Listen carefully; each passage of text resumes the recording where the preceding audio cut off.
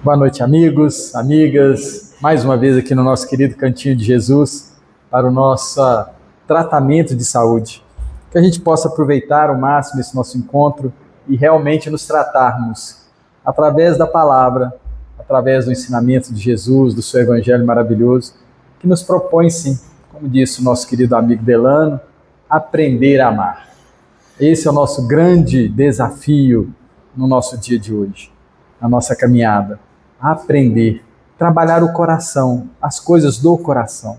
Nós temos trabalhado tanto a intelectualidade, somos tão bons em fazer contas, 2 e 2 é 4, 4 e 4 é 8, né? A gente já está tão bem formado nisso. Mas e o olhar para aquele irmão, aquele companheiro, que aos nossos olhos ainda está se apresentando com alguma dificuldade? A gente tem um olhar doce para esse companheiro? É essa a proposta de Jesus. Ofertar para a gente um olhar doce sobre tudo. E Ele é o nosso mestre. Ele nos ensina, Ele nos orienta. Para quê? Para que a gente aproveite as reencarnações. Esta reencarnação, não é isso? Quando a gente estuda o Evangelho, é para a gente poder transformar o nosso dia. Transformar o nosso dia. E a gente precisa fazer isso com muito carinho, com muita atenção, para que a gente saia daqui formados, que a gente passe de ano, né? Assim, como diz na escola, né? Que a gente passe de ano. Então, o livro que a gente vamos trabalhar e estamos trabalhando é Laços de Afeto, Caminhos do Amor na Convivência. Obrigado ao Vanderlei, obrigado à Irmãs do Fô, pela a obra e as dicas que ele nos traz. Nós estamos no capítulo 8, Desenvolvimento da Sensibilidade. Desenvolvimento da sensibilidade. Desenvolvimento, a gente sabe, é o progresso das coisas. E a sensibilidade? Nós também sabemos? É perceber, olhar, ter e buscar sempre o melhor em tudo. Sentir o que estamos vendo e percebendo. E a irmã, ela traz para a gente um trecho do Evangelho segundo o Espiritismo, capítulo 11, Amai-vos, item 12. Ela traz para nós assim, abre aspas, se os homens se amassem com mútuo amor, mais bem praticada seria a caridade. Se os homens se amassem com mútuo amor, mais bem praticada seria a caridade. Mas, para isso, necessário se faz esforçar-vos por largar essa couraça que vos cobre os corações. Esforçasseis por largar essa couraça que vos cobre os corações, a fim de se tornarem mais sensíveis aos sofrimentos alheios, a fim de nos tornarmos mais sensíveis aos sofrimentos alheios, sensibilizarmos. A rigidez, diz nosso querido Pascal nessa mensagem, mata os bons sentimentos. A dureza, a rigidez, mata os bons sentimentos. O Cristo jamais se excusava. Não repelia aquele que o buscava, fosse quem fosse. O Cristo atendia a todos, fosse quem fosse. Socorria, sim, a mulher adúltera, como o criminoso. Nunca, Jesus, temeu que a sua reputação sofresse por isso. Quando o tomareis por modelo de todas as vossas ações? Quando tomaremos o Cristo como modelo de todas as nossas ações? Se na terra a caridade reinasse, o mal não imperaria nela. Se na terra a caridade reinasse, o mal não imperaria nela. E aqui eu vou dar um dia intrometido e colocar aqui a terra como nosso corpo físico. Se no nosso corpo físico reinasse a caridade, o mal não imperaria nela, não teríamos nela enfermidades. Fugiria envergonhado, ocultar-se-ia o mal, visto que em toda parte se acharia deslocado. Olha que interessante isso, né? Se a gente vibrasse o bem, no bem, se pensássemos no bem, se toda a sociedade fizesse esse mesmo movimento, não haveria espaço para o mal. Ele se sentiria deslocado. O mal, então, desapareceria, ficaria bem certos, diz Pascal numa mensagem em 1862, capítulo 11 do Evangelho segundo o Espiritismo, item 12. A proposta de Pascal aqui para a gente é muito interessante. A gente tem realmente buscado extinguir da nossa vida o mal? Para isso, precisamos ser mais sensíveis, mais amáveis. É uma pergunta curiosa isso, né? Nós somos amáveis? E aí o amáveis tem vários sentidos, né? Alguém consegue me amar? Eu sou amável com o outro? Nós somos amáveis? As pessoas que chegam até a gente com facilidade, elas nos alcançam? Ou a gente fica ainda oferecendo aos outros o nosso verniz social? Somos ou não somos amáveis? Sabemos amar? Sabemos perceber a bondade no outro? Proposta interessante, né? A gente fazer para a gente. E aí a irmã começa a comentar o seguinte, ela fala que o afeto já existe plenamente dinâmico na vida da criatura adulta. Olha a afirmação que ela traz para a gente. O afeto já existe plenamente dinâmico na vida da criatura adulta. Portanto, quando utilizamos o termo desenvolvimento, aplicamos-lhe mais o sentido reeducativo das relações no burilamento da conduta amorosa. Haja vista que, na maioria dos casos, nossa afeição é jugulada a conflitos e perturbações de variada natureza, advindos da infância, das vivências pré-existenciais e de outras reencarnações. Assim, quando utilizamos reeducação, estamos associando-lhe a imprescindível conotação de desenvolvê-la e treiná-la sob os auspícios de valores morais enobrecedores. Então ela começa a trazer para a gente essa provocação da reeducação. Precisamos reeducar os nossos hábitos do afeto, a afeição, a percepção para com o outro. Porque muitas das vezes nós estamos, como ela bem diz, atrás de uma couraça que impede que a gente externe o que é o bem. Trabalhamos tantos anos, tantos séculos, a intelectualidade, que nesse trabalho da intelectualidade, junto com esse trabalho, nós desenvolvemos uma casca, uma couraça sobre o coração, sobre o sentimento. Tão preocupados estávamos em resolver problemas e esquecemos de entender os problemas. Por que que fulano passa por isso? Por que que eu passo por isso? Isso é muito curioso da gente ter essa percepção. Entender os meus problemas, os meus desafios. Entender os problemas e os desafios do outro. Perceber que tudo isso são, na verdade, experiências. Experiências que nos é proposta todo dia para que possamos melhorar os nossos próximos passos. E ela continua dizendo que estamos associando-lhe a imprescindível conotação de desenvolvê-la e treiná-la sob os auspícios de valores morais enobrecedores. Isso é muito legal da gente perceber, porque essa reeducação vai nos levar a patamares morais muito mais elevados.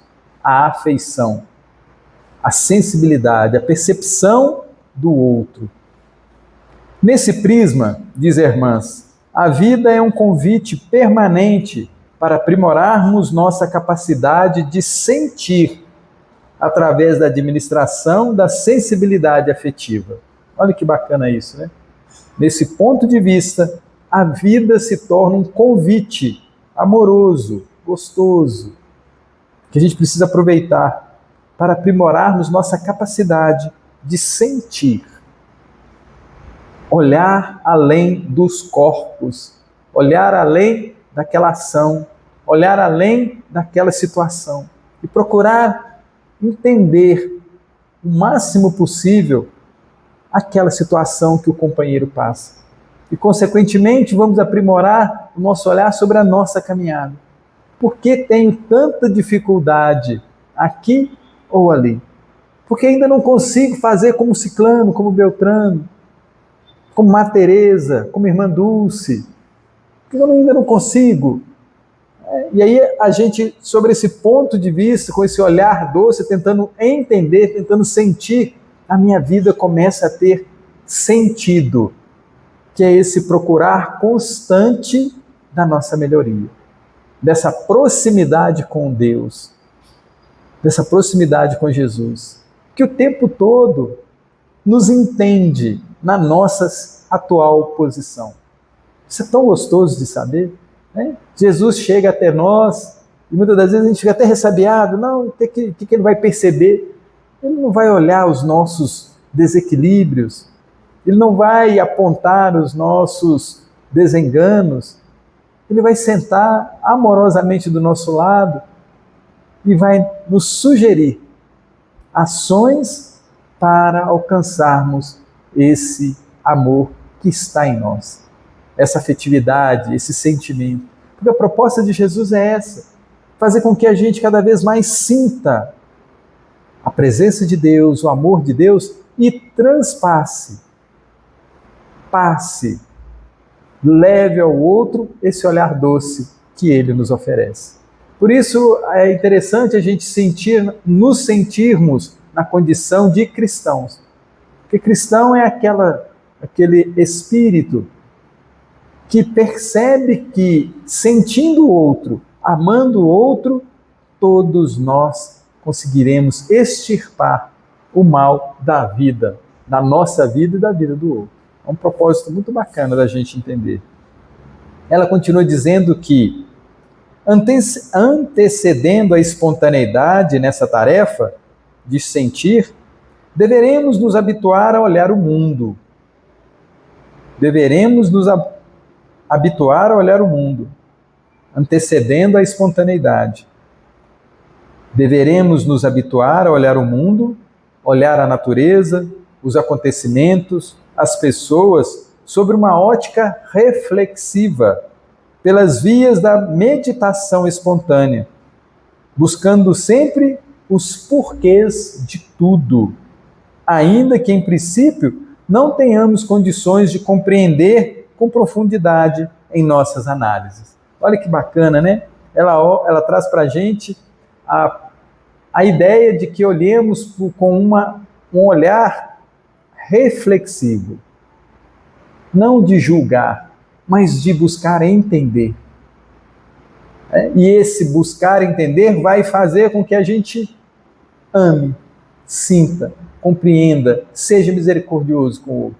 Por que fulano está nessa situação? Por que fulano está naquela situação? Melhorando a frase, né? Para que fulano está naquela situação? Para que fulano está naquela outra? E aí é um olhar reflexivo, um olhar de que, será que eu posso aliviar a condição daquele companheiro, daquela companheira? Será que a gente pode servir alguma coisa? Independente da situação dela. A gente tem aquele olhar para buscar os porquês que nós estamos assim.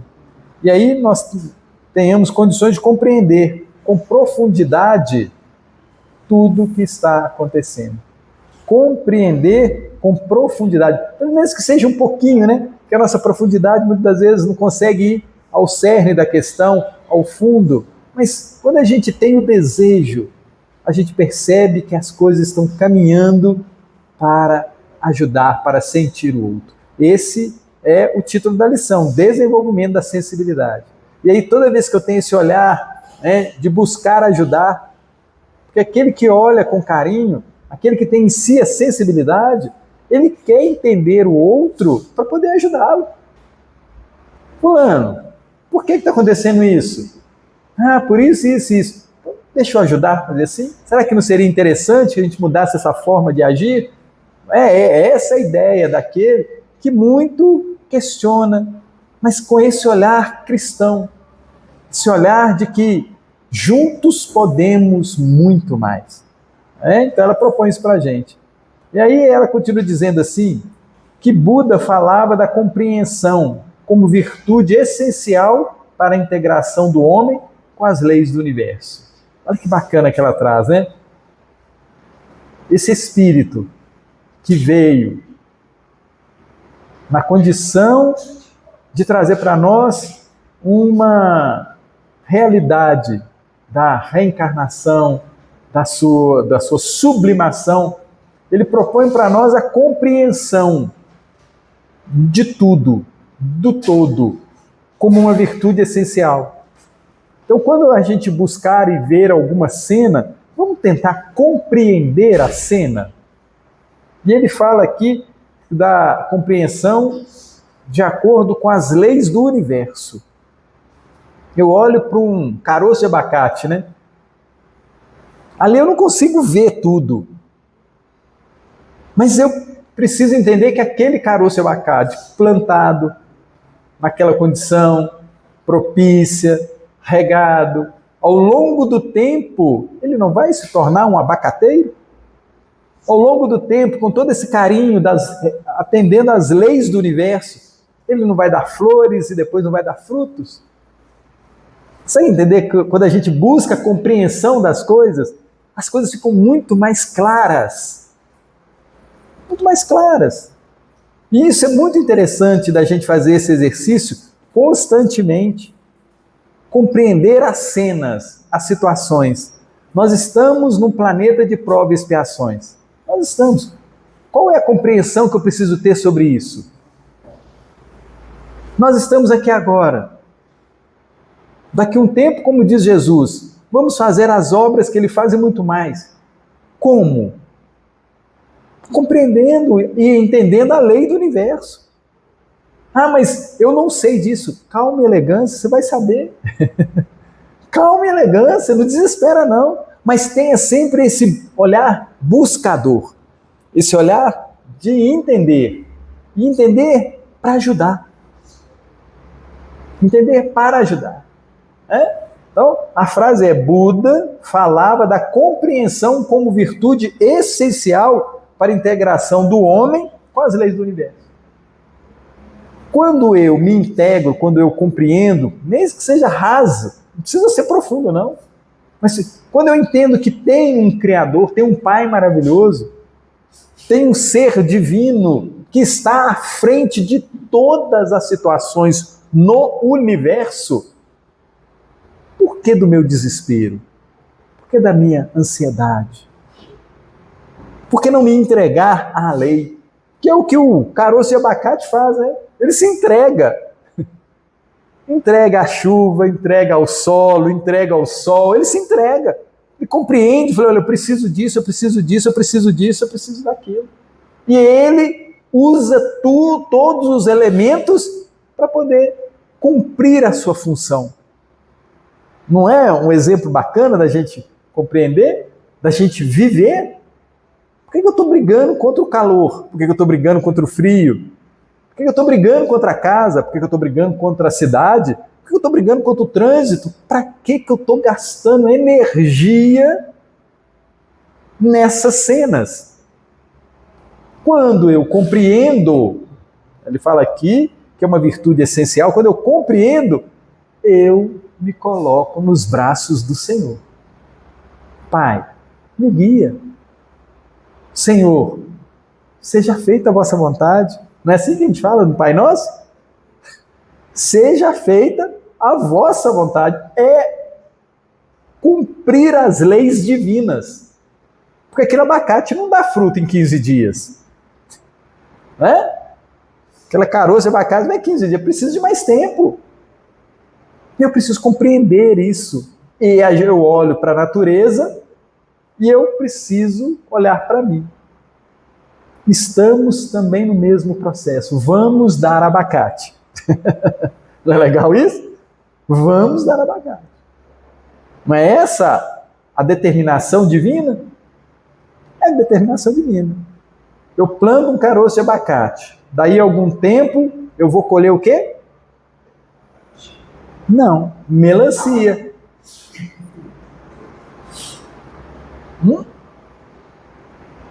Vou colher melancia. Porque no meu ideal, no meu pensamento, no meu entendimento, eu não vou ser um abacate. A gente olha para nós, para a nossa história, a gente não acredita que a gente vai virar um Cristo. Consegue entender? Virar melancia? Quando eu não acredito que tudo que eu vivo é para me tornar um Cristo, eu estou tentando virar melancia. Sou um caroço de abacate, plantado, desenvolvendo, e eu não acredito que eu vou dar abacate, eu acredito que eu vou dar outra coisa. E a gente precisa entender isso. Nós estamos aqui para fazer a obra de Jesus e muito mais. E aí quando eu compreendo, eu começo a cada dia, eu acordo de manhã envolvido nesse propósito divino e pessoal. Porque primeiro eu tenho que atender a lei divina. Tenho que atender a lei divina. Estamos num planeta de provas e expiações, com vários desafios. Olha só a quantidade de desafio que a gente já venceu. A gente sabe mastigar? Sabemos. Nós sabemos respirar? Sabemos. Nosso coração funciona direitinho? Funciona. Nós sabemos andar? Não é? Nós sabemos distinguir o bem do mal? Você entender a quantidade de coisa que a gente já adquiriu? E eu falo, né? E tomara que eu esteja certo, que no nosso dia a gente acerta 99% das nossas ações. Nós acertamos 99%. Costumamos errar 0,01%. Nos equivocar 0,01%. E aí a gente, como a gente ainda tem a tendência de se ligar ao não bom, a gente acha que aquele 0,01% estragou todo o nosso dia. Você tem um dia tranquilo, aí você tropeça e fala, nossa, meu dia foi terrível. Porque tropeçou. Esquece da quantidade de minutos, de horas que a gente foi assertivo. A gente esquece dos nossos acertos. E a gente fala, nossa, mas eu estou muito assim, eu estou muito assado. A gente esquece dos anos que a gente passou bem. A gente esquece dos anos que a gente passou bem. Né? Eu sempre gosto de comentar, né, minha relação, né, com papai e mamãe, né? Ele com 93 anos, ela com 87 anos. E aí essa semana, cheguei, aí meu pai virou para mim e falou assim, você podia me ajudar aqui? Eu falei, claro, pai. Pois é, eu estou trocando essa tubulação de esgoto aqui, porque ela vai ser assim, 93 anos sozinho. E eu não estou conseguindo tirar esse nível aqui. Eu falei, claro, pai, vem cá. Peguei uma mangueira, fomos lá tirar o nível novamente, tudo, ele tinha acertado 90%, tinha uma medição lá que ele tinha feito sozinho, que não estava certo. Porque se fosse a 2, estava muito mais. Então, a gente precisa começar a entender a quantidade de coisas que a gente acerta. Ele tem 93 anos. Nesses 93 anos, ele não ficou internado 60 dias. Consegue entender? 93 anos. Então, quanto de acerto ele não teve? Quanto de acerto a gente não teve na nossa vida? Consegue entender que quando a gente para observar, para refletir sobre a nossa caminhada, a gente olha e fala assim, nossa, mas não é que eu estou bem na fita? Como dizem? Eu estou bem na fita. A gente precisa fazer essa análise. E quando eu percebo aquele 0,01%, eu falo assim, esse 0,1% tem um objetivo na minha vida. Porque muitas das vezes aquela enfermidade ela vem para me tirar de algumas ações equivocadas que eu tenho a tendência de fazer. Muitas das vezes aquele limite, aquela limitação, ela é de propósito. Tem hora que a limitação é até financeira, tem hora que a limitação é física, tem hora que a limitação é do grupo, tem hora que a limitação é da situação que eu vivo. Mas essa limitação ela tem um caráter pedagógico.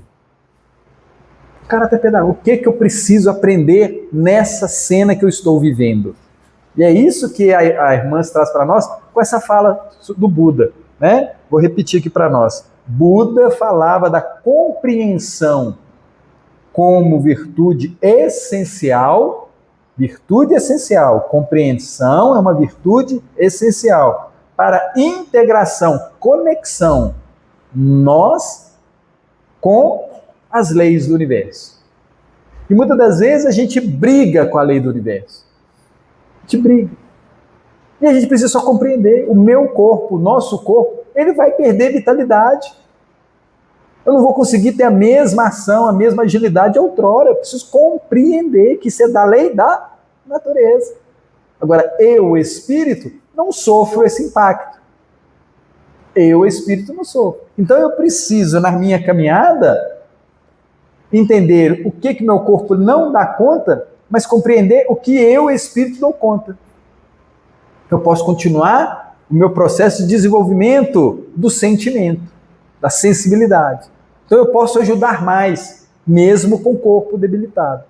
Tem uma historinha que eu gosto muito, que é uma senhora, ela é uma excelente trabalhadora, né, da seara espírita, sempre dinâmica, aquela coisa toda, e ela adquire uma enfermidade e ela vai para a cama. Ela fica na cama. E ela, aquela coisa, fala, poxa, e agora como é que vai ser minha vida? Eu sempre fui operosa, eu sempre fiz isso e tal. Aí ela recebe um telefonema. Naquela época, né, o telefone ficava preso na parede, né? Hoje ele anda para todo lado, né?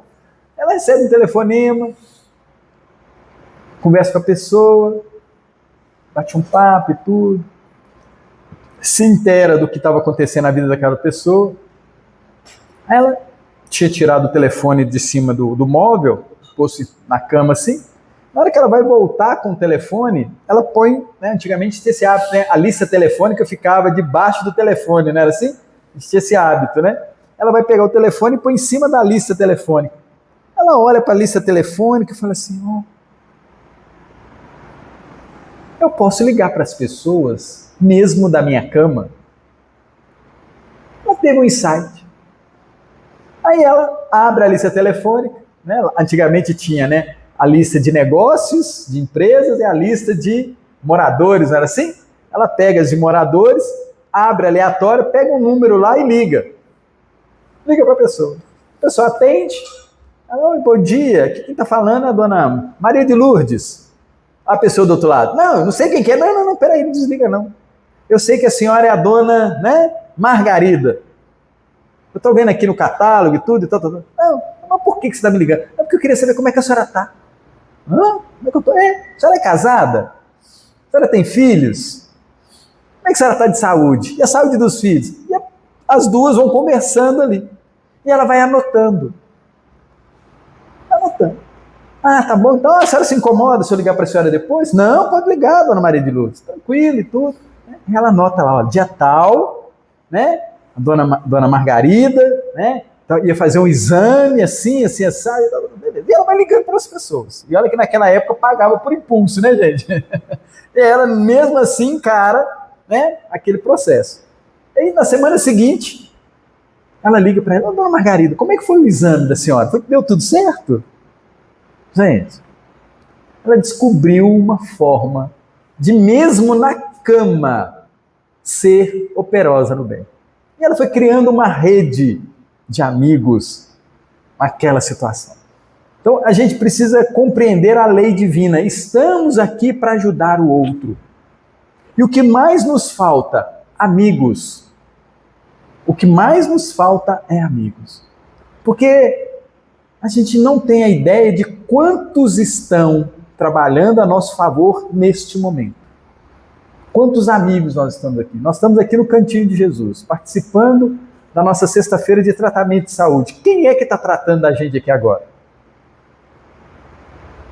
Não são os amigos de Jesus? Os filhos de Deus? Nossos irmãos? Que adquiriram uma compreensão, um entendimento, a qualidade e vêm à nossa casa. Né? Falando a nossa, né? Mas é nossa mesmo, né? Mas vêm à nossa casa auxiliar. E a gente precisa entender o quanto que nós somos importantes nesse processo. Porque se a gente não viesse à casa, eles não teriam trabalho. Não é assim? Então a gente precisa vir, entender, ouvir a palavra, ofertar, né, a possibilidade de sermos tratados. Então é uma via de mão dupla. A gente ajuda e eles nos ajudam. Eles estão aprimorando e nós também estamos melhorando. A compreensão das leis divinas. Estamos num grande sistema que é muito bondoso. As leis divinas, gente, é um sistema maravilhoso. O tempo todo para nos favorecer. Para ter aquele abacate, né? Para ter aquela fruta, para ter aquela flor. Quantos não trabalham ali para que aquilo aconteça? Então é essa a proposta que a irmã traz, que Jesus traz, compreender a vida. Todo esse sistema que nos favorece. E qual o objetivo? Sermos felizes. Porque não é gostoso comer um abacate? Não é gostoso ver uma flor? Não é gostoso auxiliar um companheiro? Não é bom ver alguém recebendo auxílio, sendo nós aquele que estamos auxiliando? Consegue entender como que acontece esse processo de ajuda mútua? Quando Jesus nos vê aqui numa sexta-feira, ele fica tão feliz, gente. Vocês já pensaram nisso? Podia estar no boteco, podia estar fazendo isso, podia estar à toa, Consegue entender todo esse movimento? Ele olha e fala assim, não é que esses meninos, né, essas meninas, assim, estão tomando gosto por trocar, porque a gente já compreendeu que aquele ambiente não é salutar para a gente, mas para o outro é. Então eu tenho que respeitar aqueles que estão lá. A gente vai embora daqui a pouco, vai ver um monte de gente sentado naqueles locais, felizes da vida. E eu preciso compreender isso. Eu preciso ter a sensibilidade do respeito para com eles. Eles não estão errados. Cada um no seu momento. A compreensão das leis divinas. Plantei o caroço de abacate hoje, ele não vai dar amanhã, eu preciso compreender isso. Aquele companheiro está começando a despertar nesse quesito. Em outros, quem sabe ele está tendo à nossa frente. Tão mais envolvido, mas naquele detalhe, né, da sexta-feira à noite, ele ainda não está. E aí, eu compreendendo isso, eu me torno sensível. Eu não vou falar mal daquela bebida, eu não vou falar mal daquele ambiente. E quando alguém estiver naquela situação, eu vou conversar amorosamente, sem tocar naquele assunto. Sim. Quando eu saí do prédio, uma vizinha falou assim, eu tomava banho, bolsa. E aí, é o sextou, né? Eu falei, sextou. Aí tomar uma, foi todo mundo fraternidade, sexta de dois, né? Sextou. Isso é interessante, né? Eu tenho vários amigos, né, que convidam a gente, né, para ir para o bar, né? Aí eu vou, são amigos, pessoas queridas, né? Lá, só o único lugar para me encontrá-los é ali, naquele ambiente, vou, encontro com eles lá. E aí eu chego, né? Eu falei, e aí, Theo, vai beber? Eu falei, não tô podendo, ontem eu abusei. Né? Ontem eu abusei. Aí, uma água com limão e gelo, por favor, uma água com limão e gelo. Sabe? E aí, eu já aprendi que quando eu faço isso, eu não crio um constrangimento naqueles que fazem o uso da bebida alcoólica. Quem outrora... A gente vai vivendo, vai aprender, né? Outrora eu chegava e falava, não bebo, não. Você sabe que eu não bebo, né? Que a gente chega nessa presunção, né? De querer... Não. E aí, o que aconteceu? Eu quebrava o clima da mesa. Quebrava aquele clima, todo mundo ficava, não, que era chato, aquela coisa toda. Aí eles até pararam de me convidar para ir, né? Perdi os amigos, né? Perdi os amigos. Agora eu uso essa nova técnica.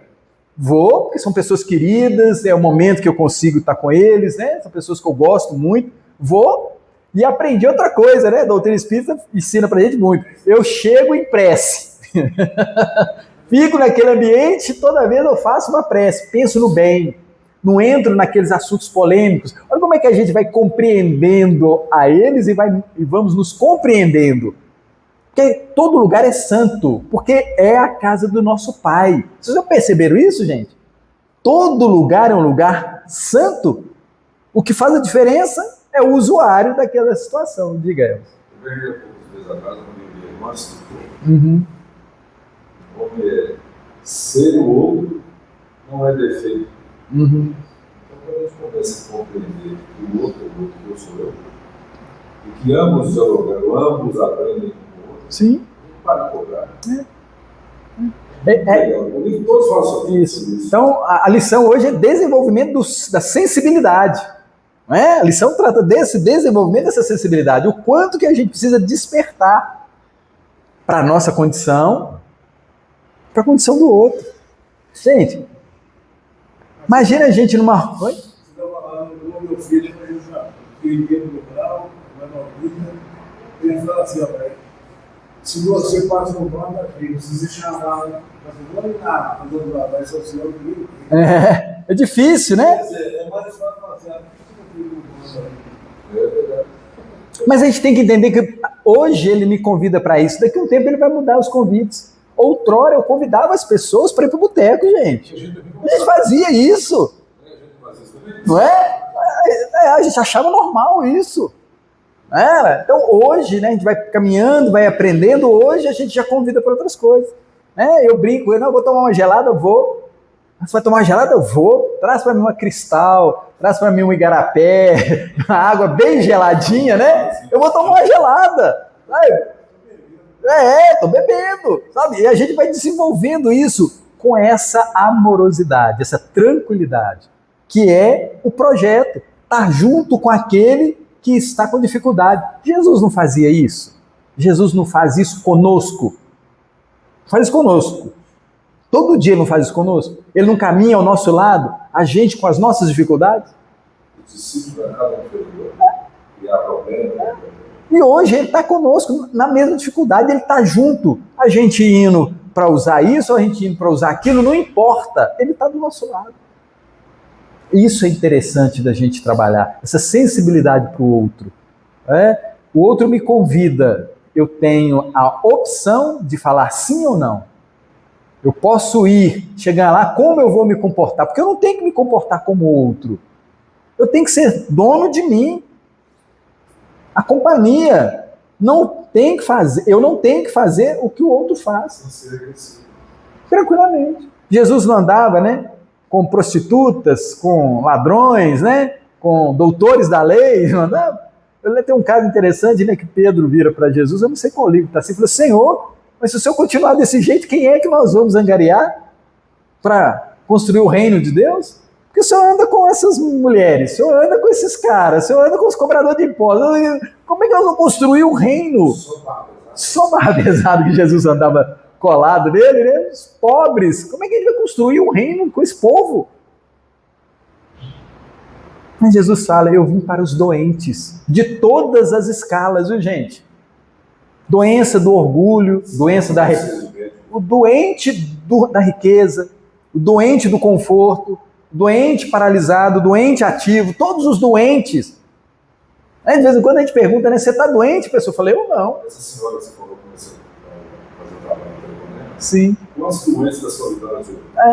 Doença da solidão.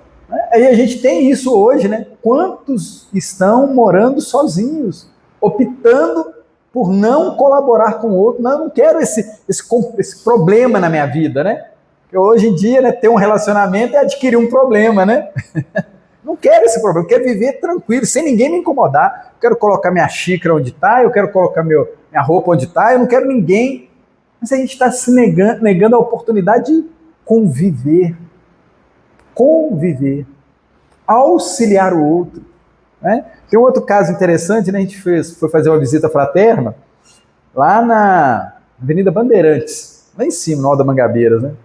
Fazia um grupo de visita. Chegamos na casa da senhora, ela falou assim, não, vem cá, eu vou mostrar para vocês a vista aqui da cobertura. Nós subimos lá em cima, você via Belo Horizonte inteiro. Maravilha. Aí eu olhei para ela assim, né? Eu sempre fui muito crítico, né?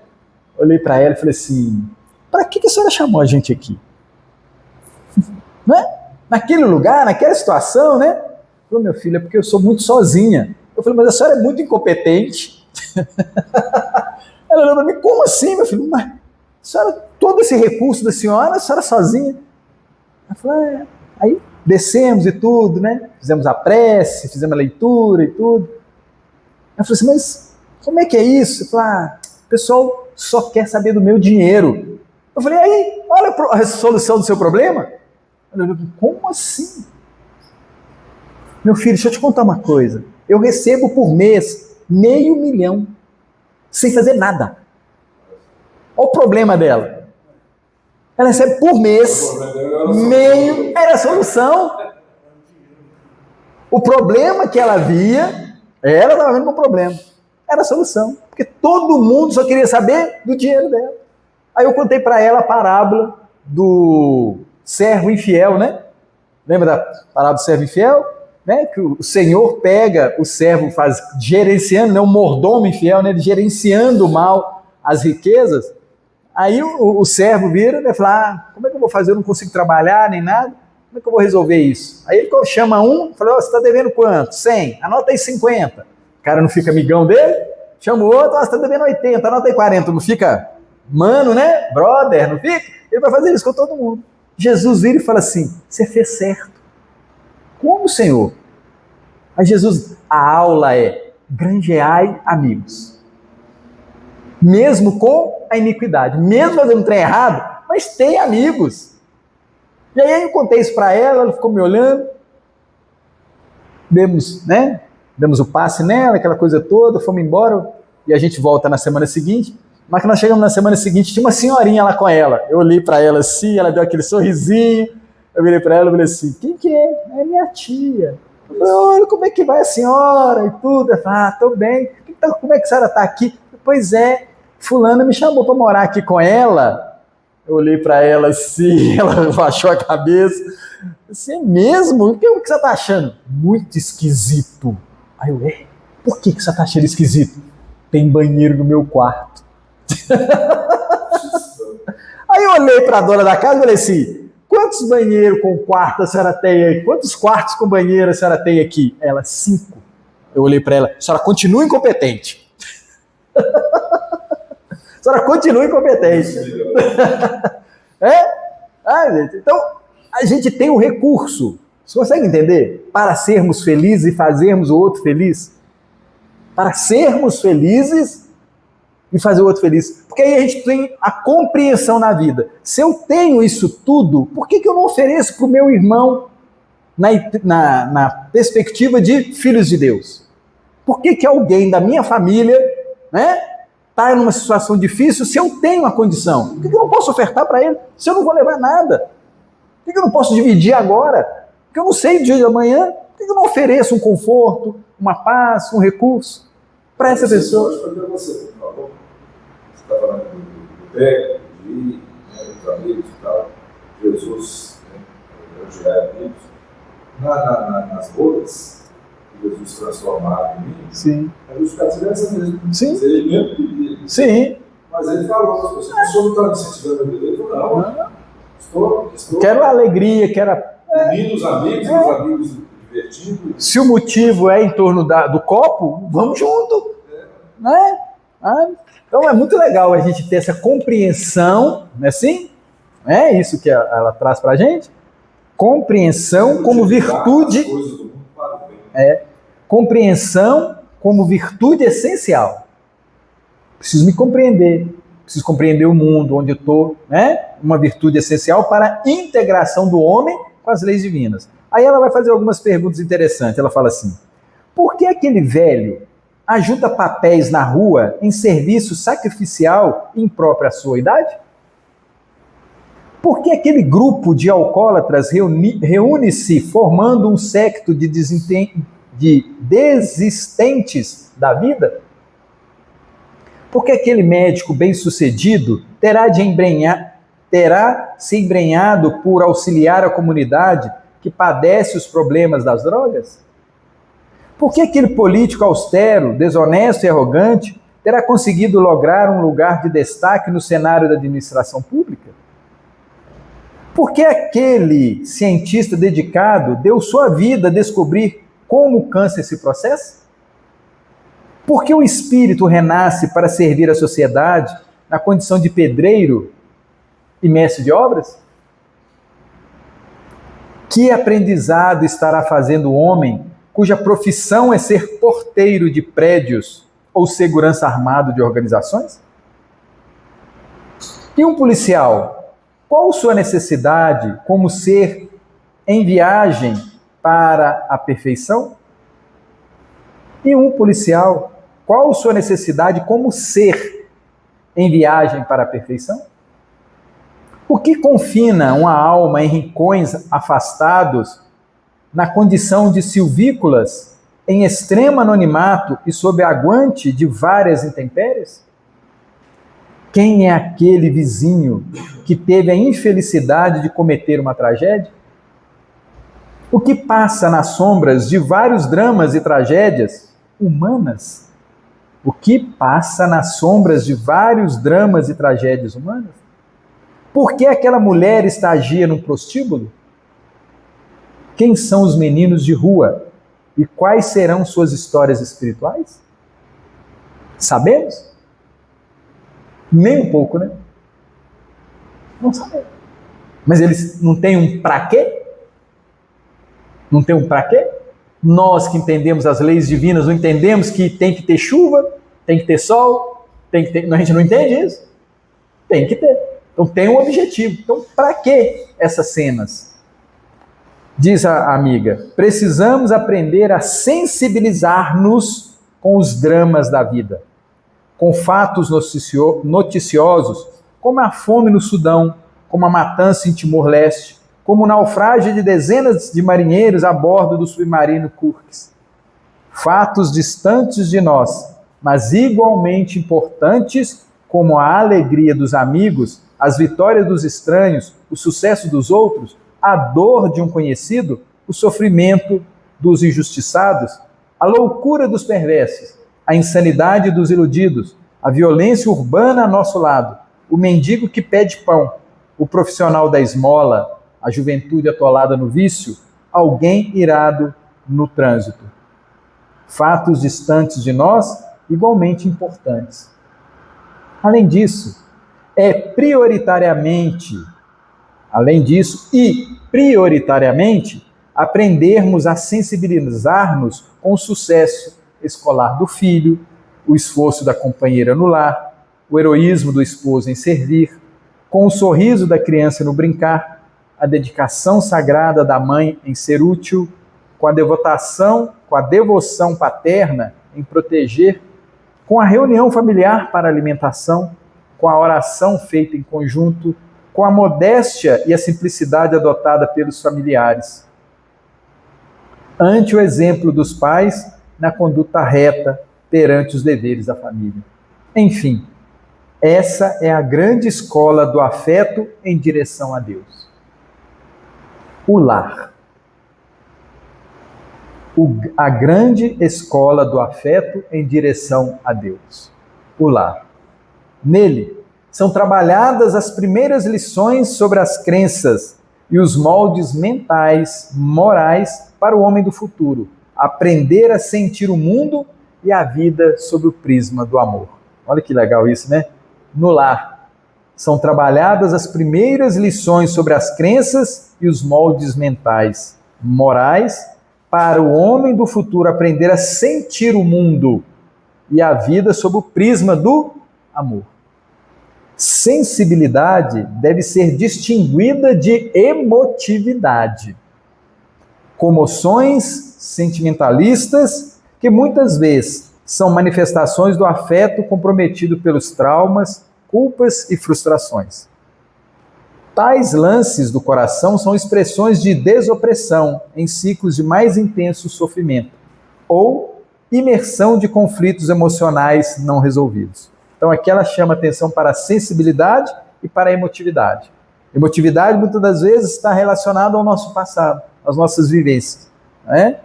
Que geram muitas das vezes conflitos. Agora a sensibilidade, ela é totalmente diferente disso. A sensibilidade, entendida como recurso de elevação espiritual, sempre ilumina o raciocínio. Quando eu me torno sensível, busco compreender, entender a situação do outro, é um recurso de elevação espiritual. Sempre ilumina o raciocínio, não julgo. Sempre ilumina o raciocínio, levando o homem a lições inacessíveis e oculta aos olhos comuns, não habilitados e inabilitados a enxergar as essências dos fatos. Legal isso, né, gente? Levando o homem a lições ocultas a homens comuns, a olhos comuns. Consegue entender essa proposta? Quando nos tornamos sensíveis, nós nos distinguimos na multidão. Quando nos tornamos mais sensíveis, a espiritualidade nos usa com muito mais oportunidade, em muitas oportunidades. Sempre vai olhar e falar, opa, ali tem recurso. Ali tem recurso. Porque a gente está sensível. A gente vai ser convidado a uma cena e a gente vai propor o auxílio. A gente vê um acidente. Aquele que é sensível, ele faz uma prece por todos os envolvidos. Por aquele que causou, por aquele que sofreu o caso. Ele faz uma oração para aquilo ali. Aquele que está sensível, aquele que entende que aquele acidente, por fazer parte da lei do universo, está correto. Sim. Eu passei a fazer e prego isso. Eu moro no Serra e vou no centro. Eu passo pela ambulância, o dia inteiro. Eu estou lá. Então, toda vez que eu vejo uma ambulância, eu falo assim, espiritualidade amiga. Se essa pessoa está sendo socorrida, o que vai ser socorrida e ser entendido com carinho, com respeito, com competência. Faço uma oração. Sim. Não sei. A ideia é a gente ver uma pessoa em aflição, a gente orar por ela. Porque a gente sabe que a oração é como se fosse pétalas, chuva de pétalas, para balsamizar, para tranquilizar aquela pessoa. E muitas das vezes a espiritualidade precisa dessa nossa energia para auxiliar aquele companheiro. A gente já sabe que aquilo não é um problema, né? Alguém em aflição. E muitas das vezes aquilo é uma solução para aquela pessoa. A gente acha que, nosso olhar muito comum, a gente acha que aquilo é um problema. A espiritualidade olha e fala assim, olha o recurso que a gente está usando ali. Então, como a gente não sabe, ore. Quem é que está errado, quem é que está certo, não importa. Precisamos da oração. Ou seja, consegue entender que na hora que a gente faz oração, a gente se eleva? Nós saímos daquele patamar comum e erguemos esse, deixa eu auxiliar. Então você vê um acidente, você não foge do acidente. Você quer auxiliar? O que é o recurso que eu tenho? A prece. Tem um que chega com soro, outro que chega com ambulância, outro que chega com remédio, assim, a gente chega com a prece. Né? Então, o tempo todo a gente vê ambulância para cima e para baixo. Oremos por aquele motorista que está levando, né? Por aquele enfermeiro que está lá dentro, por aquele que está ali, né? Passando por aquela situação, né? A gente pega o ônibus, a gente faz uma prece para aquele motorista, para todos que estão ali dentro. Eu ando de moto, né? Eu fico fazendo prece o tempo todo dos companheiros que passam do meu lado acelerado. Né? Consegue entender que a gente vai se integrando ao projeto divino, às leis divinas? E dói, gente, fazer isso? Dói, arranca pedaço? Não arranca. A impressão, os anjos guardas, todos, deve falar, ó, o companheiro, vamos trabalhar. E aí, isso é tão interessante, porque quando a gente desencarnar, qual vai ser a nossa atitude quando tivermos um acidente? Socorrer. Consegue entender que a gente começa a ter uma ligação mais próxima de tudo? Nada vira problema mais. Nada vira problema. Sempre viram oportunidades. Como eu posso servir? Porque é essa a chamada de Jesus. Não vim para ser servido, mas para servir. Então, o que a gente pode fazer? Sentir, perceber aquela cena, se sensibilizar por aquilo e socorrer os amigos, né? E ela continua dizendo assim: na ausência da sensibilidade, jamais entenderemos os motivos subjetivos de cada ser. Se eu não tenho a sensibilidade, eu não vou entender os motivos de cada um. E nessa impossibilidade, nos abstemos das preciosas lições evangélicas do perdão. Preciosas lições evangélicas do perdão, da tolerância e da solidariedade. E, sobretudo, da compreensão, sem a qual não lograremos olhar a vida com as lentes da alteridade e do amor. Daquela cena na minha vida tem coisa boa acontecendo agora. Na vida daquele outro que está lá, naquele ambiente, tem coisa boa acontecendo. O essencial, afirmou o genial Exupéry, nosso querido Antoine Saint-Exupéry, do Pequeno Príncipe, do Pequeno Príncipe, né? Ele fala que o essencial é invisível aos olhos. O essencial é invisível aos olhos. Por outro lado, a insensibilidade motiva a indiferença, que pode levar a atos de desamor nas impérvias atitudes da crueldade. A insensibilidade se vira. Não é assim? Não. O sensível, ele fala assim, você vai ficar aí, né? Fica com Deus. Né? Você está escolhendo esse caminho, vai com Deus. Mas de coração, não é aquele vai com Deus, né? Não, de coração. Fique bem, se cuide. Mas tá bom, eu sei que você por enquanto ainda faz essa escolha, mas fique bem. Né? Jesus, na condição de eminente psicólogo, asseverou que por causa da iniquidade, o amor de muitos esfriaria. A dureza, não é assim? Pela indiferença. Por causa da indiferença, o amor de muitos esfriaria, conforme se lê em Mateus capítulo 24, versículo 12. Essa iniquidade também presente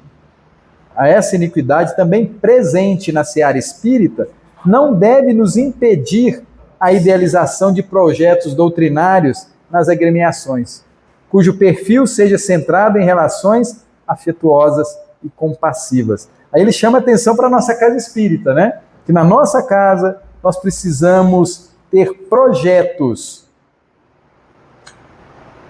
cujo perfil seja centrado em relações afetuosas e compensativas. Isso é muito gostoso da gente perceber e entender. Porque o livro, né, Laços de Afeto, ela traz para a gente esse desafio de olharmos a casa espírita como um encontro de amigos. Ela trabalha isso o tempo todo. A afetividade que devemos ter uns com os outros, procurar saber como é que você está realmente, o que está acontecendo, como é que está a família. A gente se preocupar com o outro, a essa afetividade. E o capítulo de hoje nós trabalhamos o desenvolvimento da sensibilidade. Desenvolver, compreender, né, essa caminhada que cada um tem, né, na afetividade. E é muito bom, né, a gente cada vez ter um olhar mais doce para os nossos desafios e os desafios daqueles que caminham com a gente. Obrigado a todos, né, pela atenção, pelo carinho, que Jesus nos abençoe e a gente continue nesse nosso querido tratamento de saúde no cantinho de Jesus. Fiquem bem, boa caminhada.